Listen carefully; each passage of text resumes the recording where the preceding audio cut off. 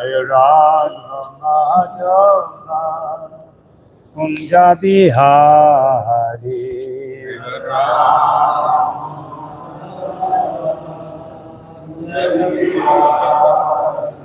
Jaya Radha Madhava Kunja Bihari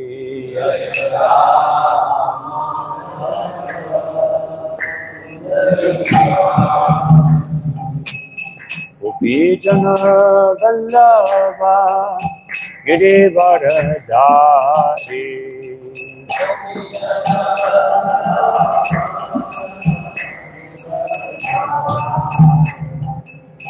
Gopi Jana Vallabha Girivardhari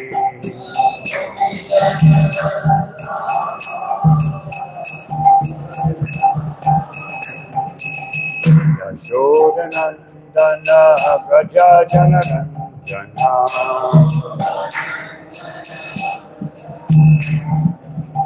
Yashodanandana Braja Janarandana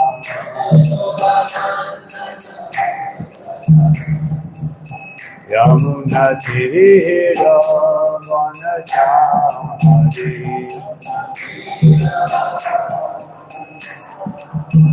Yamuna Tira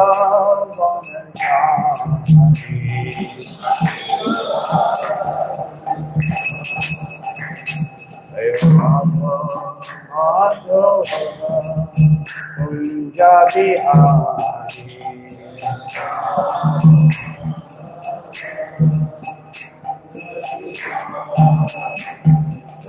Radha Madhava Kunja Bihari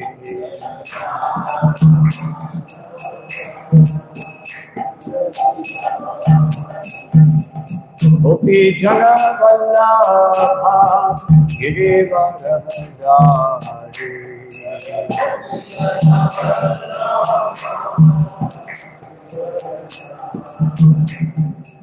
Gopi Jana Vallabha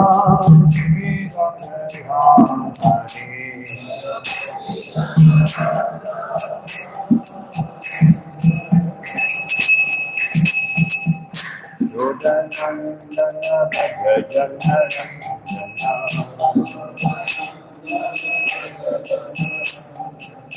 Yashodanandana Bhajanarandana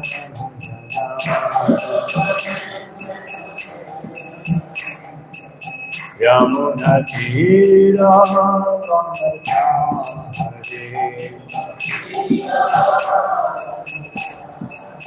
Yamuna Tira Vanachari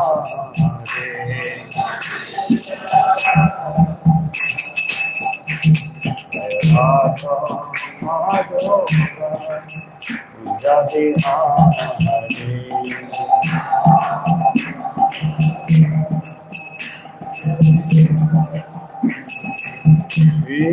Krishna Jaya Samya Radho Nityananda Yadeta Divam Adiho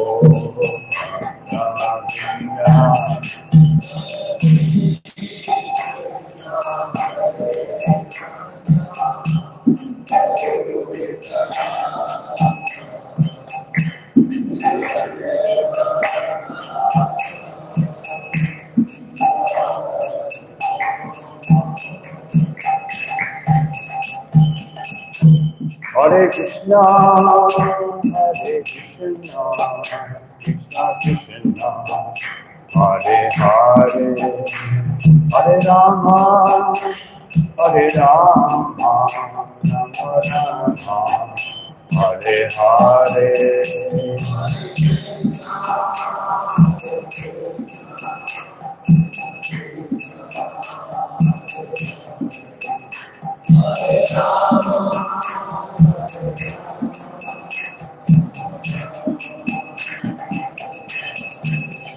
Hare Krishna, Hare Krishna, Krishna Krishna, Hare Hare, Hare Rama, Hare Rama, Rama Rama, Hare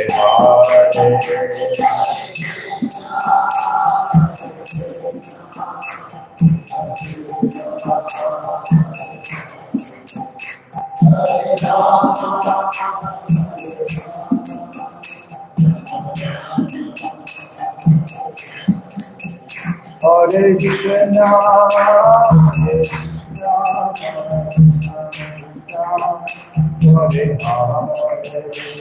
Hare Rama, Hare Rama, Rama Rama, Hare Hare.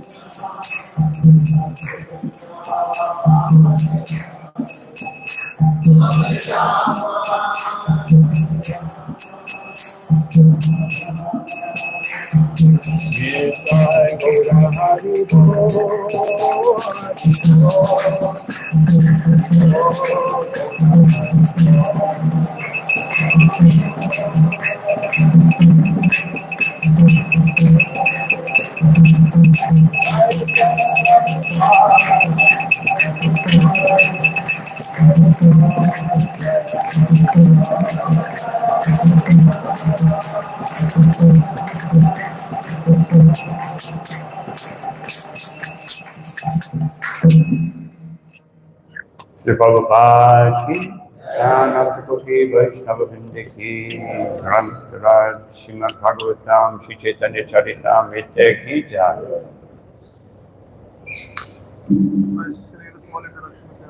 Small introduction, I can give everyone. Small introduction of yours. Okay. Hare Krishna. So we are very fortunate to have a Maharaj, let's go Prasad Swami Maharaj. He was born in Maharaj was born in the US to a very German origin family, and it was in the early 1970s जब महाराज ने nuclear physics पढ़ा. Nuclear physics something जो अभी हम लोग सुनते हैं, but हमें इंडिया में शायद होता होगा नहीं, but in the early 1970s from Purdue University, Maharaj studied nuclear physics, and then he was transferred to the University of Texas because he was seeking spiritual depth. First contact Maharaj का हुआ ISKCON से Panama में 1970 में, जब वो military service कर रहे थे. Maharaj military service also, and later on Maharaj joined ISKCON devotee at Costa Rica, जो हरिनाम संकीर्तन और बुक डिस्ट्रीब्यूशन करते थे. And after that Maharaj attended the 1976 Mayapur festival. तो Mayapur festival one long festival that happened after Vrindavan. Maharaj ने अटेंड किया करते थे later to the institute of law festival. Maharaj distributed Srila Prabhupada books extensively in the United States, Central America, and South America also. He became the 10th president of Costa Rica in 1978, and since then has been helping majorly in Latin America and all other African countries, Brazil, सारे countries देखते हैं वहाँ पर. 1982 के अंदर महाराज ने संन्यास Brazil में, और उसके बाद से महाराज निरंतर जगह जगह जाकर के प्रचार कर रहे हैं. He was appointed in his governing body commission in 1987, और 1987 से अब तक यानी कि close to 40 years महाराज इसका जीबीसी को सेवा कर रहे हैं. Administrative services देखते हैं many different countries. India is a recent addition to other jobs के अंदर, but इससे पहले भी Maharaj Mexico, central America, Colombia, Venezuela, Brazil, Sri Lanka, Tobago, Arizona, ये सब जगह पे महाराज looking after the GBC roles. And Maharaj is currently serving as the vice chairman. Maharaj was the ex-chairman, he is the ex-chairman, currently the vice chairman. And also everyone knows Maharaj has humility, and his personal example is Maharaj बहुत सारे लोगों को स्वागत करते हैं, and he's been known for his classes and his speaking from the Shastra. We are very fortunate to have Maharaj on us, and we lovingly welcome Maharaj by chanting Hare Krishna. Hare Krishna, Hare Krishna, Krishna Hare Hare, Hare Rama, Rama Rama, Hare Hare. Hare Krishna. Jaya Jaya Shri Chaitanya Jaya Nityananda. Jaya Advaita Chandra Jaya Gaura Bhakta Vrinda. Jaya Jaya Shri Chaitanya Jaya Nityananda. Jaya Advaita Chandra Jaya Gaura Bhakta Vrinda. Hare Krishna. So now you've heard all my upadis. Now you can pray that I can get rid of them. Hare Krishna. Actually, the body was born in the US, but my real birth was 1976 when I met Srila Prabhupada. That's the real birth. So I wanted to read one very beautiful verse spoken by Chaitanya Mahaprabhu to Rupa Goswami. And this verse, and many others in this chapter, chapter 19 of Madhya Lila, are the basis on which Rupa Goswami established Upadeshamrita, many parts of the Bhakti Rasamrita Sindhu, and its many other instructive books that Rupa Goswami has written. And especially, I'm trying to emphasize these different aspects of devotional service that allow the consciousness to be awakened. The consciousness is awakened by the chanting of the holy name. But if that chanting is not done properly, just like sometimes we think when it says that Nam Nam Kari Bahudani Jisarva Shakti Tatarpitani Amite Smarane Nakalaha, that it means that no rules, there's no procedure. But there is a procedure, but it's an internal procedure. So I'm trying to emphasize these aspects of the internal procedure that allow us to advance in devotional service. Especially here in India, Bharat, however you want to call it. There was a Bharat movement even when Prabhupada was here, but he still called it India. Bharat movement is more of a political thing. We're in Bharat. But Prabhupada did say it's Bharat Varsha. So anyway, there's a tendency toward a lot of rituals and traditions. And rituals and traditions are very useful, but they can also be very limited. Because ritual and ceremonies, etc., they have a mechanical aspect. And if we get caught up in the mechanical aspect and not the essential aspect, what is it supposed to achieve? What is the goal? And everything we do, what is the goal? This makes us thoughtful in Krishna consciousness. Srila Prabhupada said that one should be thoughtful and devotional service is voluntary and independent. Independent doesn't mean it's independent of Krishna. It means it is independent of things that limit devotional service. We have to go beyond these things. And of course, Chaitanya Mahaprabhu, for that purpose, he spoke the Shikshastika, which is the extracting the very essence of the Bhagavatam for real understanding. Otherwise, if we're reading the Bhagavatam and we don't come to the conclusion of Shikshastika, then it means that we're just reading and not hearing. Listening. Prabhupada said one time, there is listening and there is hearing. Listening means you capture some sound vibration. But what you do with it, that depends on if it just remains listening or if it becomes hearing. Because hearing, Shravana, takes us to the lotus feet of Krishna. So anyway, this is a very beautiful verse. Srila Prabhupada also explains it in the 12th chapter of Madhya Lila, cleansing of the Gundicha temple, text 135. And I may refer to some of those aspects that Srila Prabhupada emphasizes in that particular verse. So, Nishidachar Kutkinati Jiva Himsana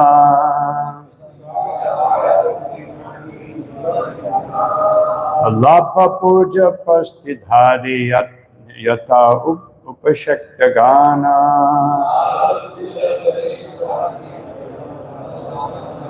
Nishidachar Kutkinati Jiva Himsana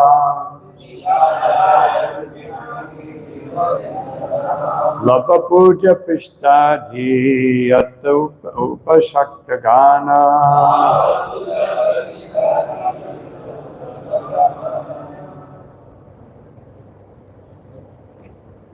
Nishidachar Kutanati Jiva Himsana Nishidachar Kutkinati Jiva Himsana Puja Tishtadi Jodo Bhakshadan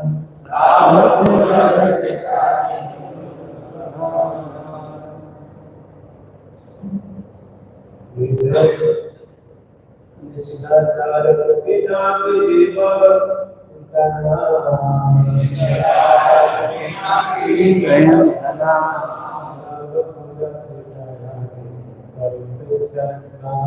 Ava Puja Pastidhari Yata Upashaktagana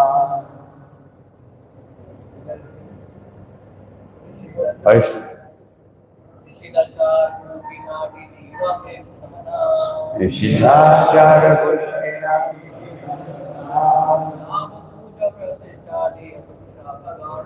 Lava Puja Pastidhari Upashaktagana Vaishnavi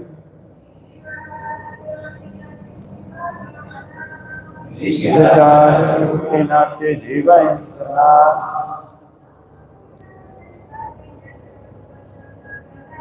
Lava Puja Pastidhari Yata Upashaktagana Nishidachara Kutkinati Jiva Himsana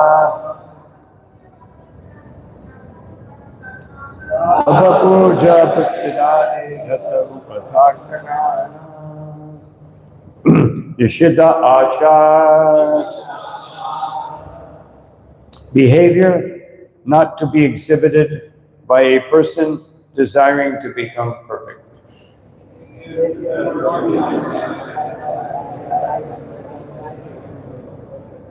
Kuti Nati. Diplomacy. Jiva Himsana. Unnecessarily killing animals or the soul. Labha. Profit according to material calculations. Puja. Adoration achieved by satisfying mundane people. Patishta Adi. Becoming an important man in material calculation. And so on.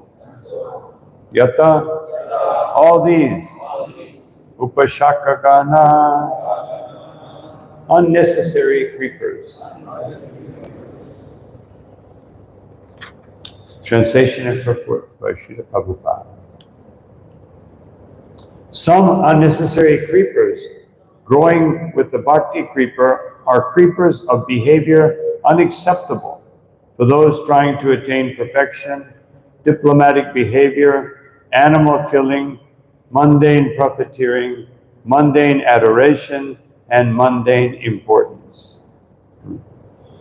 All these are unwanted creepers. So everyone can please repeat. Some unnecessary creepers growing with the bhakti creeper are creepers of behavior unacceptable for those trying to attain perfection. Diplomatic behavior, animal killing, mundane profiteering, mundane adoration, and mundane importance. All these are unwanted creepers. Purport. There is a certain pattern of behavior prescribed for those actually trying to become perfect. In our Krishna consciousness movement, we advise our students not to eat meat, not to gamble, not to engage in illicit sex, and not to indulge in intoxication. People who indulge in these activities can never become perfect. Therefore, these regulative principles are for those interested in becoming perfect and going back to Godhead. Om Jnana Jnana Sharataya Chakshuru Militam Ninatasmai Sri Gurave Namaha Vichaitanya Manovishtam Stapitam Yena Bhuttale Swayam Upakata Bharyam Dadati Swapadantikam Namo Om Vishnu Padaya Krishna Krishnaya Bhuttale Srimate Bhaktivedanta Swami Namine Namaste Saraswati Devi Gurabani Pacharine Nirvishesha Shunyavadi Paschatya Deshatarine Jaya Shri Krishna Chaitanya Prabhu Nityananda Shri Advaita Gadadhar Srivasari Gaur Bhaktavinda Hare Krishna Krishna Krishna Hare Hare Hare Rama Rama Rama Hare Hare.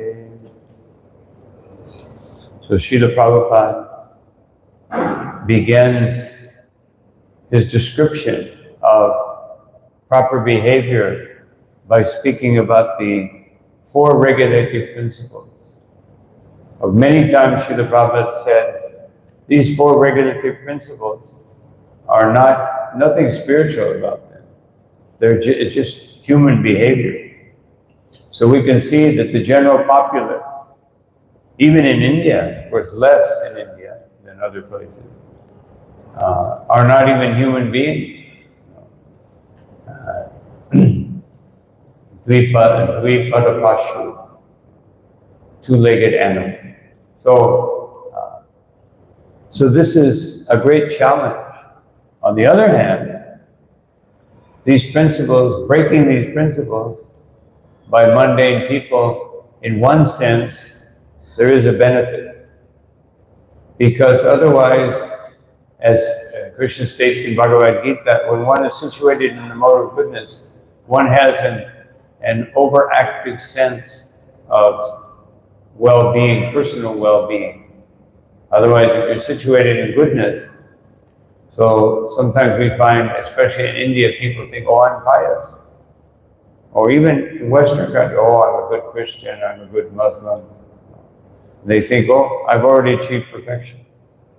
So in one sense, when people have indulged in these unwanted habits, sometimes they can actually seek more sincerely the mercy of the Lord and not think that, oh, I'm already there, but anyway, I'm going through the motions in this Krishna consciousness movement. I'll try it. I'll look like I'm learning something, but actually I already know. One time I was flying from Mangalore to Bangalore, or Mangaluru to Bangalore, as they say nowadays, and one man sitting next to us, he said, "Why are you dressed like this?" I said, I'm an aspiring devotee of Krishna. He said, "Oh, Krishna, I know Krishna." Okay. I said, "So you read Bhagavad Gita regularly?" "No. But I know Krishna." So this is a problem. But of course, I'm not recommending we should go out and break these principles so that we can get mercy more quickly. But on the other hand, because many people do follow these principles as part of their culture, they can make advancement. But we have to understand, when we read these instructions of Rupa Goswami and Sanatana Goswami given by Chaitanya Mahaprabhu, that we have so much to learn in Krishna consciousness. And if we actually understand Krishna, you know, what does it mean to understand Krishna? Sarvo hridaya mahyam sadhanam hridayam tvaham. That for a person who understands Krishna, a real sadhu, not an orange-clad sadhu, somebody who puts on some orange, has a beard, and walks around barefoot and bakes, you know, that may be some kind of sadhu. But the sadhu referred to by Lord Vishnu, they can think of nothing except for Krishna. And reciprocally, Krishna doesn't think of anything except for them. Therefore, it is stated that Braja Krishna, he never leaves Vrindavan, because he's only thinking about his devotee. Even when that Vasudeva Krishna manifested from Vrindavan Krishna, he's expansion of Vrindavan Krishna. But when he's in Dwarka, he begins to remember Vrindavan. And his behavior becomes very erratic. He can't get up in the morning. Some of you also have experienced this, but not for the same reason. For Krishna, it's not the body. For us, it's the body. The body wants to sleep more. But for Krishna, it's that he's remembering Vrindavan. And he doesn't even want to get up and go to the assembly hall or even deal with his wife. His wives were all complaining. Satyabhama, she said that, first of all, Krishna began calling out the names of the cows. So that I could tolerate, Then he started calling out the names of the cowherd boys. That I was wondering, why is he so, why is he deviating from me? I should be the object of his love. But then he started calling the names of Nanda and Yashoda. And I was thinking, this is very bad. But then he started calling out the names of the gopis. And this is unacceptable for Satyabhama. And so, big dilemma in Dwarka. Everything around Krishna, everything that Krishna does is done in very big way. And therefore the pure devotee of Krishna, like Srila Prabhupada, he said, my problem is I cannot think small. Because he's actually seeing Krishna. And he's seeing the unlimited nature of Krishna. Sometimes we want to see in our conditioned state, we would like Krishna to be limited.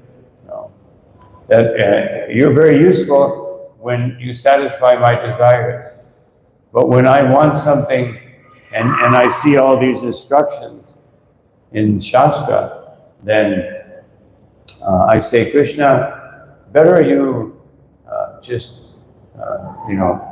keep to yourself for now. And when I need you, I'll call you.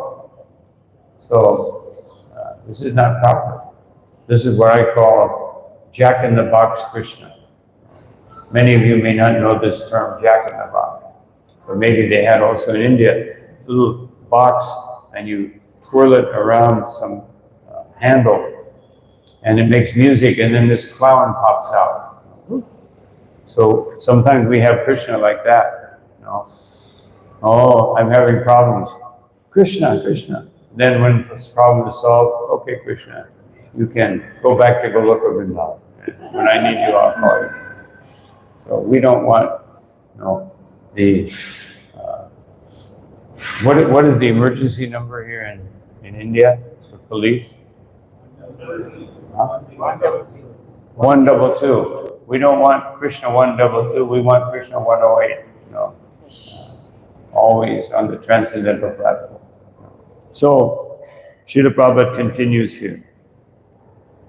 So therefore, Prabhupada says, if you can't follow these principles, you can't go back home, back to God. But that doesn't mean the reverse. If you follow these principles, you will go back home, back to God. It means that the possibility is there to go back. Now we'll hear about some other things.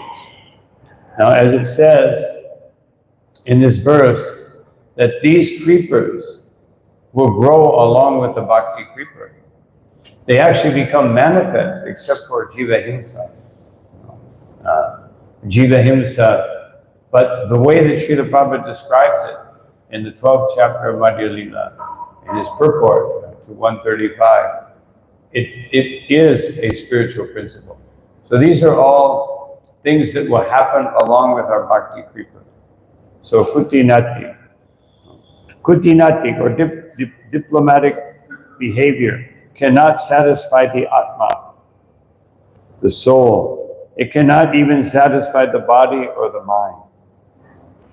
We can see that in mundane politics. Kutinati Kutinati basically means I don't do what I say. I say something very noble, but I do something very different. This is the essence of kutinati. So this is the essence of mundane politics. That, it makes so many promises. But when it comes to fulfilling the promises, not so, when they can fulfill one big announcement, but something that's really beneficial for the people, then there's no big announcement because it doesn't happen. So, the culprit mind is always suspicious. Therefore, our dealings should always be straightforward and approved by Vedic authority. This is a very important statement by Srila Prabhupada, that straightforward. Sometimes diplomatic behavior is considered to be being nice. You want to be nice, have to, follow the etiquette. But the etiquette, here Srila Prabhupada is defining etiquette. That something has to be according to Vedic principle. And if it's not according to Vedic principle, then you have a right to extend yourself beyond the, external etiquette. Oh, this person is senior, this person is... We should always have respect. But respect, just like Bodhananda Saraswati Thakur, he says, if you want to invite someone to practice Krishna consciousness, the first thing you do is you offer dandavat. And then you say, you are the most wonderful person. I've never found anyone with so many wonderful, beautiful qualities as you. And then the person, please continue. So can I just ask you one thing? Anything. Just forget about all that and surrender to Sri Chaitanya Mahaprabhu. So he said, this is our preaching method. The Prabhupada said, my preaching method is, I listen to what they have to say for 5 minutes. Then I understand what are their attachments, and that's where I put my finger. So this is called straightforward. Straightforward, of course, with devotees, we have to have proper Vaishnava etiquette. Sri Chaitanya Mahaprabhu defined proper Vaishnava etiquette. Krishna Seva, Vaishnava Seva, Nirantara Harinam Sankirtan. That we serve Krishna and we serve the Vaishnavas. And how is that service properly performed? By constant chanting of the holy name of Krishna. Kirtaniya Sada Hari. So how do we achieve Kirtaniya Sada Hari? By being humble and by being tolerant and by respecting everyone and not looking for any recognition. So these creepers will not allow the Shikshastika to manifest in our heart. So this diplomatic behavior is very bad. Jiva Himsana refers to the killing of animals or to the envy of other living entities. The killing of poor animals is undoubtedly due to envy of those animals. The human form is meant for understanding of Krishna consciousness, Tattva Brahma Jigyasa, for inquiring about the Supreme Brahman. In the human form, everyone has a chance to understand Supreme Brahman. So, Srila Prabhupada, Jiva Himsana. Now, I just want to refer, now Srila Prabhupada gives this understanding of Jiva Himsa, a very different and much more spiritual which is the same here. Let me just find it. I wanted to read it directly.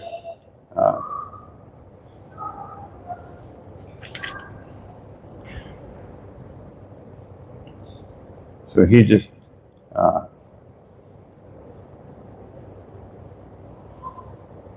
the word jivahimsa, envy of other living entities, actually means stopping the preaching of Krishna consciousness. Preaching work is described as paropakara, welfare activities for others. Those who are ignorant of the benefits of devotional service must be educated by preaching. If one stops preaching and simply sits down in a solitary place, he is engaging in material activity. So this is a much more extended definition. So jivahimsa means if you meet someone and you don't preach to them, you are doing violence. And this is the greatest violence. Krishna has kindly given his mercy to us by the mercy of the parampara. So if Krishna puts us in touch with someone and we have the opportunity to say something about Krishna, then and we don't do it, then this is jivahimsa. And this is great because this person had a chance to come to Krishna, to hear the holy name of Krishna, and I'm too busy with my material activity. I'm too busy. Sometimes people come to the temple, I've seen this, and we have some service to do. And okay, that's justified, you have to do your service. But if you ignore them, or you try to get away, they're going to ask questions. I don't have time. No, the very least, even if you don't have time, you have to go on the altar within 2 minutes. You say, oh, let me help you. Here, there's someone over here. You can ask them. I have to go, unfortunately. Otherwise, I would love to speak with you. Then you do your duty.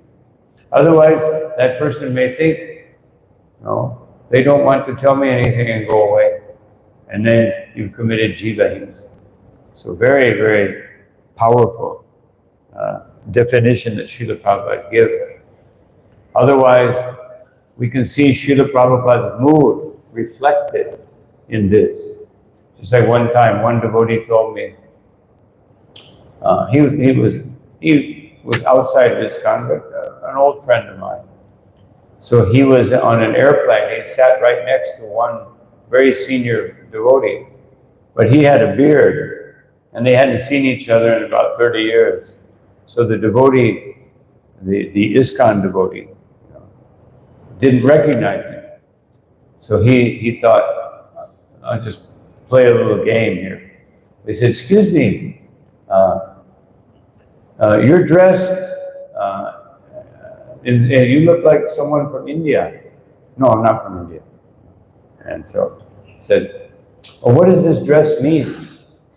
It's just a way of dressing. He said, can you explain something about your religious understanding or something? He said, I'm actually trying to read something here. Thank you very much. And then he said, Haribol, Prabhu. Huh? I was just hoping you would preach to me.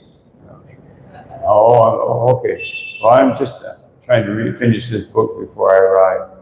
Okay, Jai Prabhupada. Jivahimsa. We have to be careful. Take advantage. If Krishna puts you in touch with someone, this is Paramatma in the heart, taking you, giving you the opportunity to become dear to Srila Prabhupada by giving Krishna.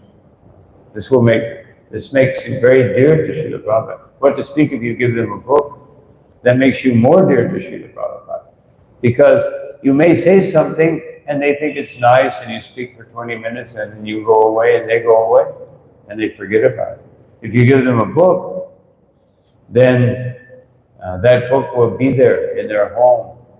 So whenever they feel some distress, just like one devotee, before he was a devotee, he got a book, he put it in his bookshelf. And his daughter, like 10 years later, his daughter was having some problem with drugs. So she thought, let me try to find something to help me. And she just, by Paramatma, took her right to that book. She took out Prabhupada's book, went to the temple, and she was so fascinated by the book and the devotees, and took some prasadam. She never went home. So the parents called the police. They thought she was missing, maybe kidnapped. Police were looking for her. And finally she called home and said, oh, I'm in the Hare Krishna temple. So they sent her brother to look for her. And the brother came to the temple. She gave him a book, and he read the book, and he called home and said, I think I'm going to stay in the temple. So then the mother came, what's going on? And she also became attracted to the temple. And then the father said, I guess I have to go along with everybody else. And so just one book of Srila Prabhupada. One shot, 4 people. So this is the power of Sri Krishna Sankirtan.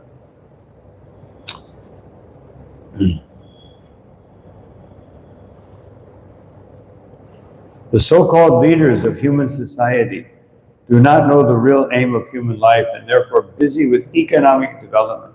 This is misleading. Every state and every society is busy trying to improve the quality of eating, sleeping, mating, and defending. This human form of life is meant for more than these 4 animal principles. Eating, sleeping, mating, and defending are problems found in the animal kingdom, and the animals have solved their problems without difficulty. Why should human society be so busy trying to solve these problems? The difficulty is that people are not educated to understand this simple philosophy. They think that advancement of civilization means increasing sense gratification. So, I was once in Dubai, so I was waiting. I had an overnight flight, so I went out and I was looking for some fruits or something to buy. And then I had a call of nature. So I went into a hotel. I looked like a tourist, so they allowed me to go in. They have people, don't want the riffraff. If I would have been dressed, wasn't dressed in a dhoti. If I would have been dressed in a dhoti, they might not have let me in. So anyway, so then I just went, I was thirsty, so I thought, let me get something to, some soda or something, some water. So I saw a bottle of water. It cost $40 US, one bottle of water. And so I just went into the restaurant just to look at the menu. The cheapest thing was like, some, chapati or something was like $50. And like a whole meal was like $500. So it just, it's the epitome, the highest degree of so-called sophistication of eating. If I spend $1,000 US on a meal, I'm very advanced. I would say you're very stupid. You can go across the street and get the same thing for $5, but you stay in this big hotel. So the point is that people think this is advancement of life. Srila Prabhupada refers when he speaks about these principles in the 12th chapter of Madhya Lila, he says that that the dust accumulated within the heart, Chetodarpanamarajanam, that can be cleansed away, is the whirlwind of economic development that stirs up the lust within the heart. Very beautiful. And so, economic development, we think, oh, this is what I should do. But Srila Prabhupada and Varnashram recommend, yes, there has to be some economic development, but not, Srila Prabhupada says, like overextended economic development. Otherwise, more than you need. Actually, Srila Prabhupada in one class, I don't know what Shastra this comes from, and Srila Prabhupada said in one lecture that if you make more than 25% profit, you will meet Yamaraj. So, business people can think about it. That means that make your 25% for yourself, and your other 575% give it to Krishna. Then you won't meet Yamaraj. So, the point is that we don't need that much. So Srila Prabhupada was referring to some Shastra, maybe some, Artha Shastra, that specifies, why do you need so much profit? Unless you're doing it for Krishna. If you're doing it for Krishna, you can have unlimited profit. But if you're doing it for yourself, then 25% is enough. Why do you need more? You can get some cloth, you can get some food. How much space do we need? We need like 2 meters by half a meter. That's how much space you really need.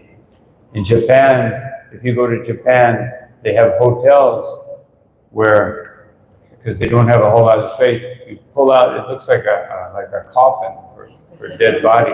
You pull it out, you get in, and they close it, and you have a television up here, and a radio, and you sleep. So very efficient, and it costs a lot too. Not like, you think you're saving money, it costs the same as a hotel room. It's just that they don't have a whole lot of space. So I stayed in one time, I was feeling claustrophobic, just stuck in this little box for 8 hours. Anyway. There are many religious propagandists who do not know the ultimate problem of life can be solved, and they also try to educate people in the form of sense gratification. This is also jiva himsa. Real knowledge is not given, and the religionists mislead the general populace.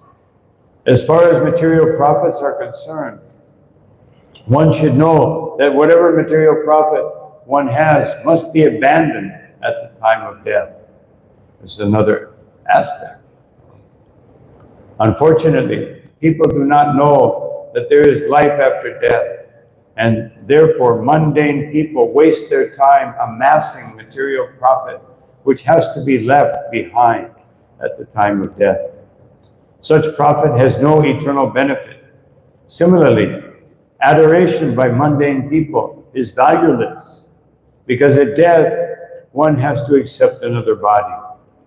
Material adoration and titles are decorations that cannot be carried over to the next body. In the next life, everything is forgotten. So in one lecture, Srila Prabhupada said, so when this body is dead, no one cares for it. Of course, we, especially in the West,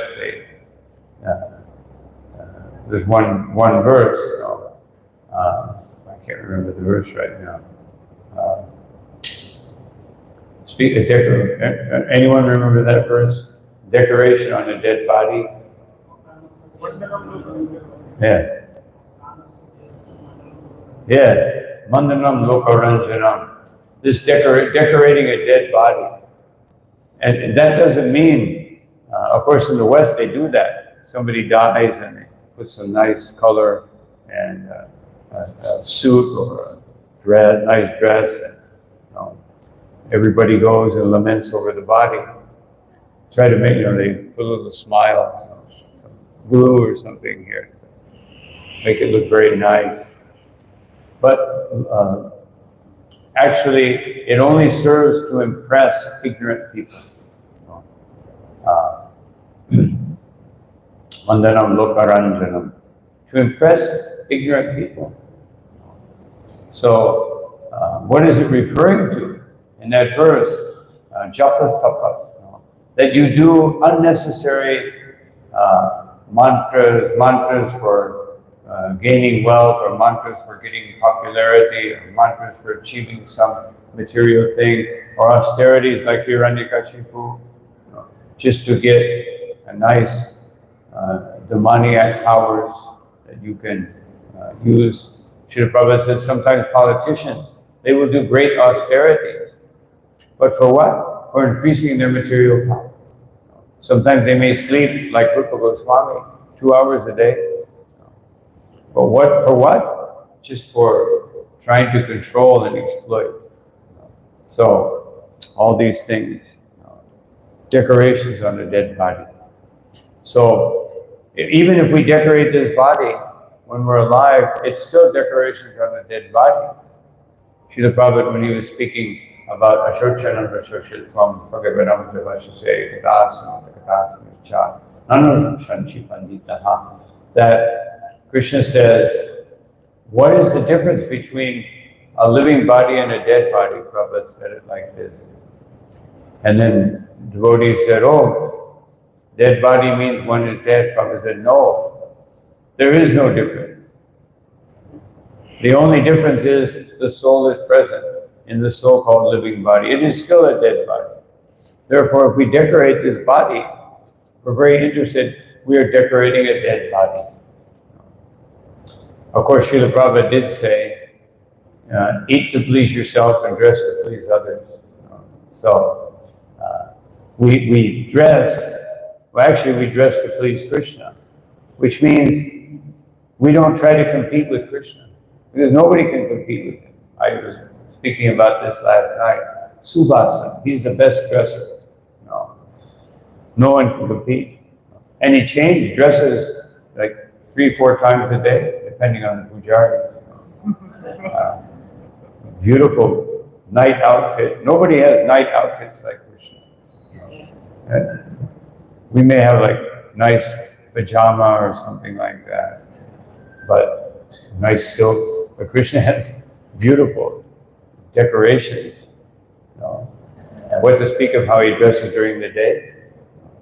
In some temples, they actually change the dress at midday, depending on how many pujaris and how enthusiastic they are. Or at least you put some fresh garland. So who does this? No one does it. So, the last paragraph and then I'll stop. All these obstructions have been described in this verse as unwanted creepers. They simply present obstacles for the real creeper, the bhakti lata. One should be very careful to avoid these unwanted things. Sometimes these unwanted creepers look exactly like the bhakti lata creeper. They appear to be of the same size and the same species. And when they are packed together with the bhakti lata creeper, but in spite of this, the creepers are called upashakha. The pure devotee can distinguish between the bhakti lata creeper and the mundane creeper. And he is very alert to distinguish them and keep them separate.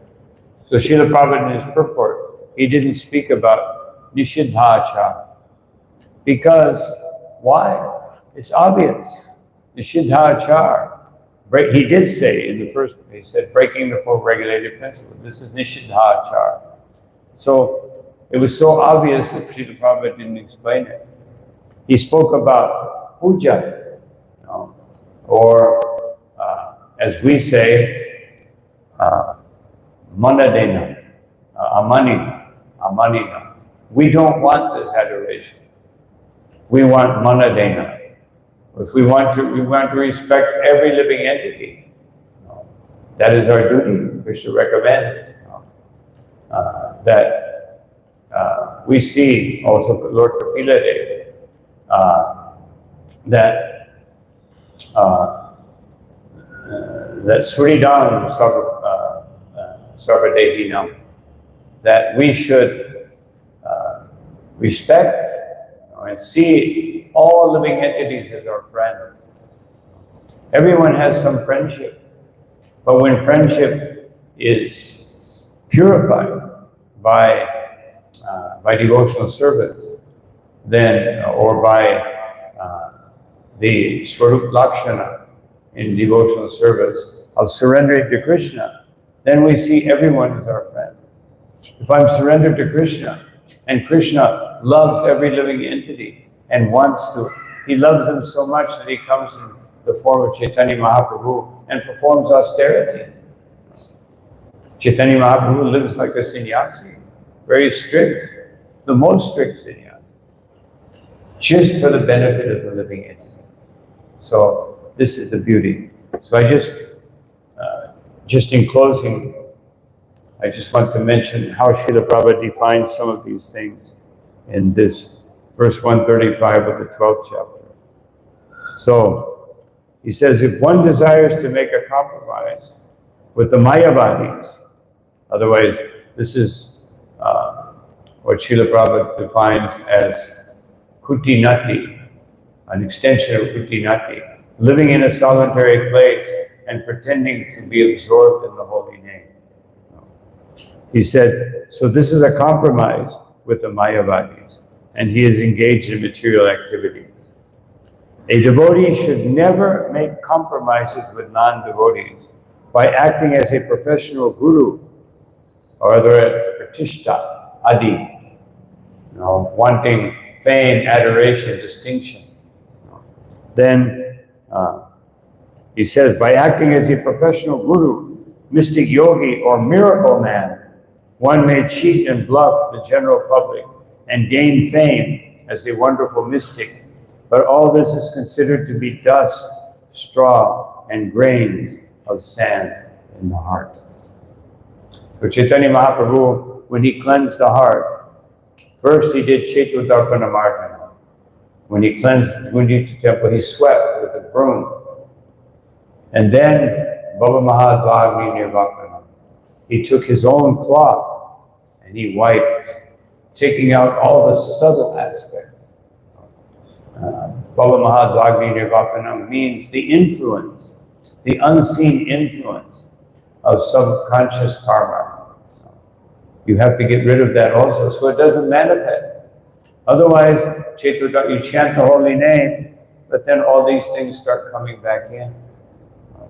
Because you haven't shut the door. You have to shut the door of all these subtle karmas that have been accumulated through all these years. And then, then auspiciousness begin. Otherwise, devotional service will simply be a struggle. We think, this chanting around is so difficult because I have so many things to do, and therefore my chanting will be ineffective. This sadhana bhakti, I have no time for that. I have to get up, just like I see, any of us see, we get up in the morning, some people are already going to work. And they get up also, but not for Mangalarti. They get up for trying to seek it out. Sometimes they're forced to do that. But sometimes they do it voluntarily because of, as Srila Prabhupada says here, labha, greed, desire, I want more. But when this labha, the only more you're getting is more suffering. Because everything you acquire, as Krishna says in Bhagavad Gita, Niryoga Kshema Atmavan. It's difficult to acquire something, it's more difficult to take care of it. And then if you take it one step further, it's even more difficult to give it up. So therefore, just like the story of the yogi and the rat who's eating his cloth, it's easier to tolerate the rat than the consequences of getting a cat, getting a cow, and getting a wife, and getting a house, and hoping Kshetra Sutapta Vitaya. That all these things, so difficult. Of course, if you get a wife, and she's Krishna conscious, that can be beneficial. If one needs that benefit. So one should do what is necessary to serve Krishna, not according to some convention. Oh, somebody told me I should be a brahmachari. Let me be a brahmachari because then I don't have to work hard. A brahmachari should work harder than a grihastha. If not, he's not a real brahmachari. Because brahmachari has to work 24 hours a day. Grihastha, he's adhikar, he has some license. Prabhupada said little license, not big license. He has some little license. Brahmachari has no license. He's constantly under the orders of the spiritual master and the Vaishnava. So don't think that brahmachari is an easy way out. If you're working less than a grihastha, you're probably not a real brahmachari. Brahmachari is fixed, constantly, hearing, chanting, serving, worshipping the deity, all 9 processes of devotion. Intensely. That's real brahmachari life. That's another point. So anyway, these are some thoughts on this particular verse of Sri Chaitanya Charitamrita that will bring us, if we avoid these things, it will bring us to the point where we can actually live the Shikshastika and be transcendentally enlightened. So I'll stop here. It's a little late, but I don't know if there's one or two quick questions, if I'm allowed, but I'm simply a servant. Just 1 second, I have to put in my artificial ears. All the loud kirtans in India blew out my ears years ago. You all must have iron ears, iron men. I'm not that fortunate. But the microphone has to be 5 times louder than necessary to hear it.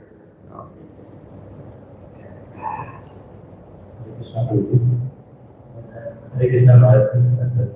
My question is, engaging material activities like Mayavadi, can you explain that reason? Yes. Because Srila Prabhupada said, Mayavadis are actually, although they have some spiritual practices and discipline, because they, they cannot achieve the lotus feet of Krishna.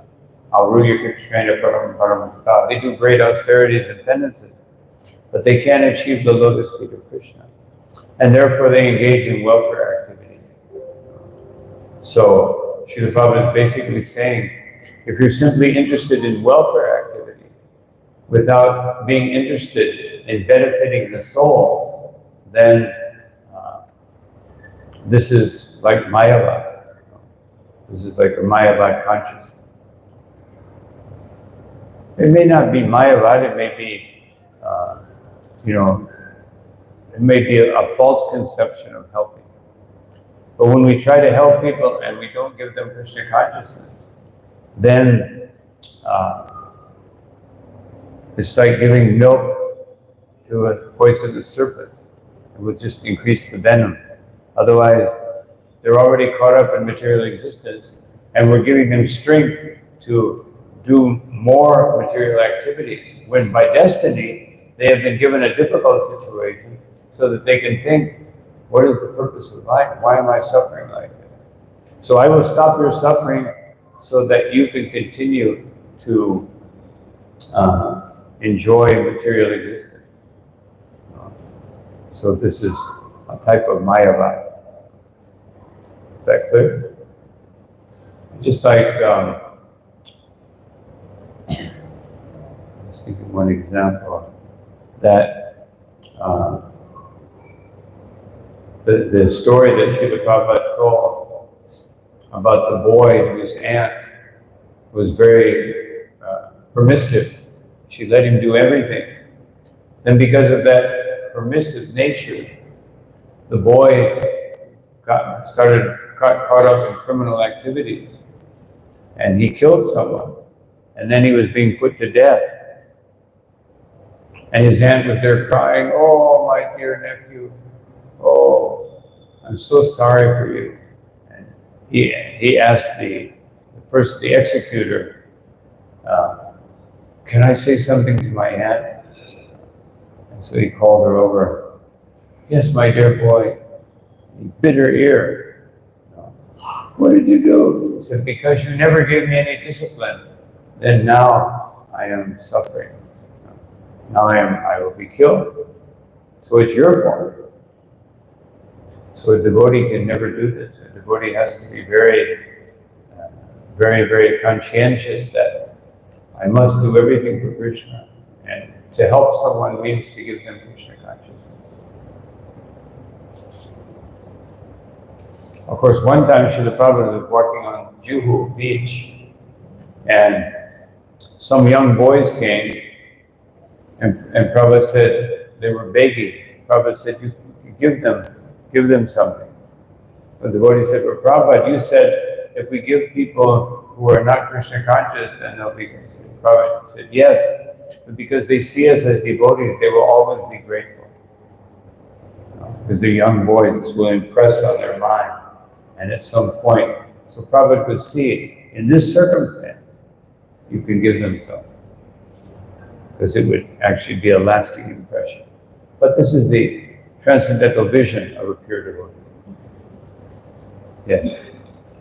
Hare Krishna Maharaj. Thank you Maharaj for such a enlightening class. Maharaj, my question is, you said about the Jivamsa, and so the greatest Jivamsa is not to give Krishna consciousness to others. Maharaj, practically when we engage in preaching, so there are a lot of let's say we have to meet with people, or maybe we have to reach them and all. So during these times, it becomes difficult to balance between sadhana and then preaching. Let's say I'm in a morning program and some new people came, and I'm doing some chanting to tell them about all these things, or I'm in class, or I'm meeting them personally. So my sadhana gets impacted. So how to understand the balance? You don't have to give them a class. You can just say, please come and sit down and hear. And if they don't have time, if you can wait for me, I'll take it. Otherwise, and you try, just takes 1 minute to give them some blessing and say Hare Krishna. So it's not that you have to stop hearing the class and go give them a class. You can invite them to the class. And if they don't want to, then say, well, please get something to eat. And direct them to where they can get some Krishna Prasad. So if we take that much interest, try to give some benefit, try to give some spiritual benefit. Krishna sent this person. Not that we interrupt our sadhana, but we can interrupt our sadhana for 1 minute. No. Because somehow or another Krishna sent these people. No. Let me give them some benefit. That probably won't happen every day.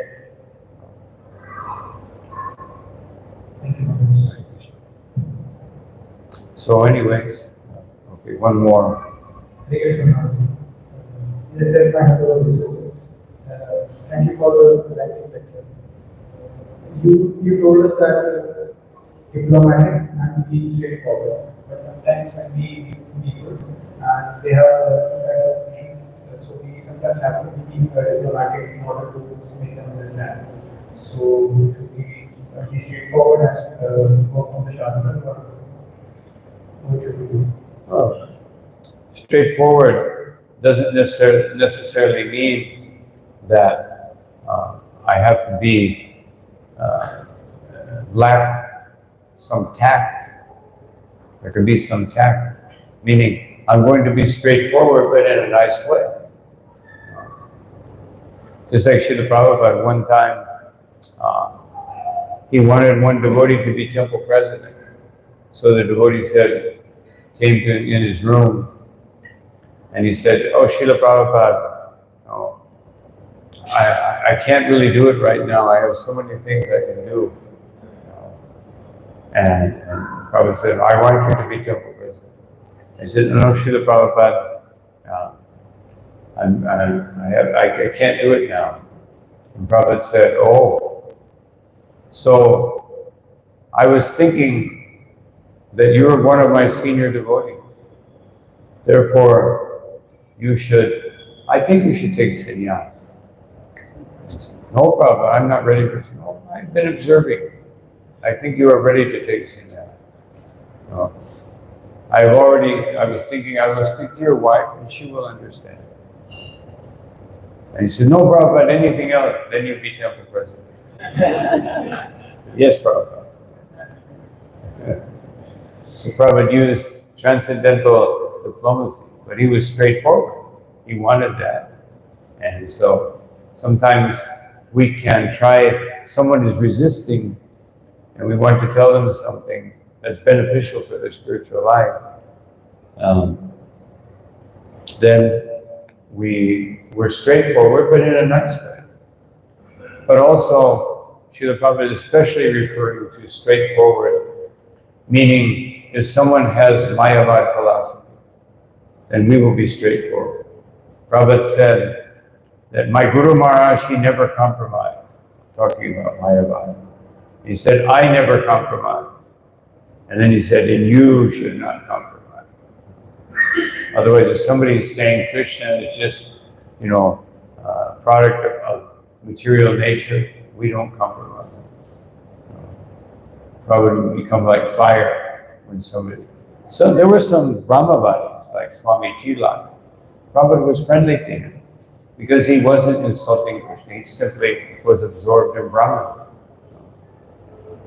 But when they were Mayavadis, and they somehow or another indicated that Krishna is a temporary personality, or a mundane personality, Prabhupada would be like fire. Then there was no question of being transcendentally diplomatic.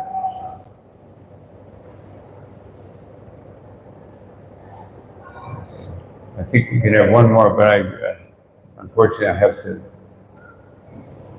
move on to the. Yeah.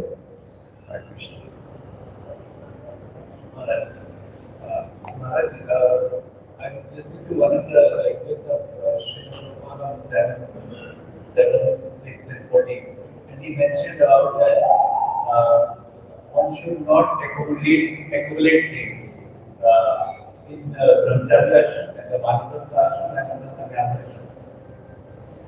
And then we listen to a lot of devotees that we need to plan for our retirement, we need to plan for our life, we live on this planet.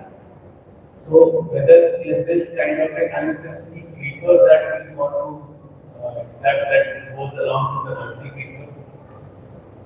Well, one thing is having something to use in Krishna's service, and another thing is accumulating. So what is the difference? The difference is if you think it's mine. Like if I have some money, and I'm using it to serve Krishna, not a problem. But if I think it's mine, for whatever I want to do, then that is accumulated. So even if we have money, we may be multi-millionaire, but we're using it with great discretion to please Krishna. And I take what I need. Just like a king needs a palace. And a Brahmin needs a hut. So if I'm a king, if I have kingly duties, I may need that facility. Or if I'm a traveling preacher, I may need a vehicle. But I never think it's mine. I think this is Krishna's property. I have to take care of it. It's like Krishna's our best friend. So if you have your best friend's property, you will take better care of it than you would if it were your property. And because everything belongs to our best friend, then we must take care of it very nicely. The ashram, the vehicles, the facilities, everything. We care more than we would if we thought it was ours. One time, Tamal Krishna Maharaj, he sat down to do a class. There was one Bhagavad Gita, it was all, in pieces. And he showed the devotees.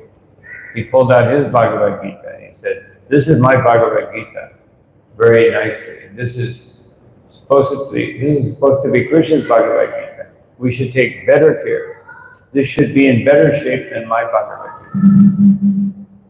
Actually, I recommend, when I was in Hungary some months ago, the Bhagavatam class, they brought the Bhagavatam from the altar on a silver tray and put it down wrapped in silk cloth, and then spoke the Bhagavatam. Just to remember, this is not a book, this is Krishna.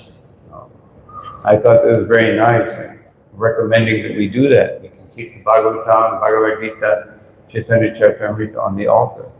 Maybe not the whole set, but whatever book we're reading at that time, and we keep it. And then when somebody sees it like that, they won't take it like this, So be very careful. This is Krishna.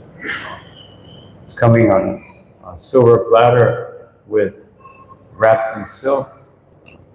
Then you would remember. That's why the deity is so beautiful. So we can remember here the Supreme Personality of Godhead.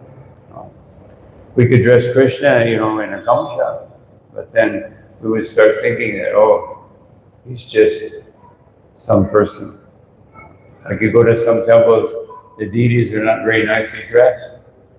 And you can see the mind will just think, this is not like our deity. I've had that happen. But when you see Krishna dressed like this so beautifully, and congratulations to the pujaris, so beautiful, then you, this is the Supreme Person. Hare Krishna. So I think, one of the Matajis, and then I'll have to stop.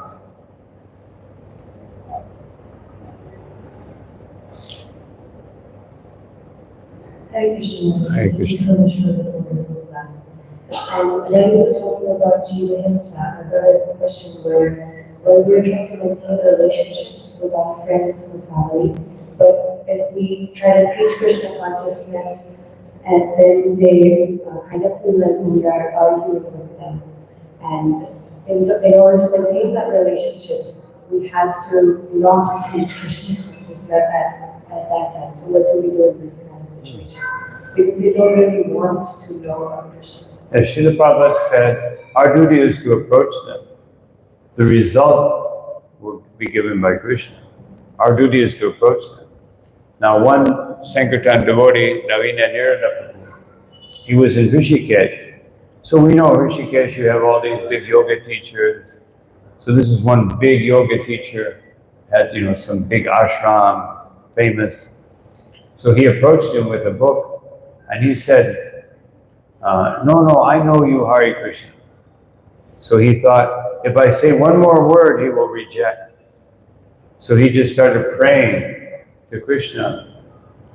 Krishna, if you want this person to have this book, please tell me what to do. So he smiled and he said, thank you. And he started to walk away. And then the man, wait a minute. Let me see the book. And he took the book. Because he realized, like you said, if I try to push this person, then they'll become angry, or they'll feel this person is bothering me. So we can, that Krishna gives us the intelligence to see. But we should not avoid approaching them. We can always try to approach them. And if we see too much resistance, then we can always have a little prasadam. Well, please take this. And thank you very much. Maybe in the future. And many times they'll change. Because they don't want to be encroached upon. But when they see how nice you are, and how you're responding in a nice way, they may change. And if not, at least they get a little prasadam, or they hear the Mahamantra. You see, Hare Krishna. Okay, so I'll have to stop here. Thank you all very much for your kind attention. Shri Prabhupada ki jai, Ananta Koti Vaishnava Vrinda ki jai, Nitai Gaura Premanandi.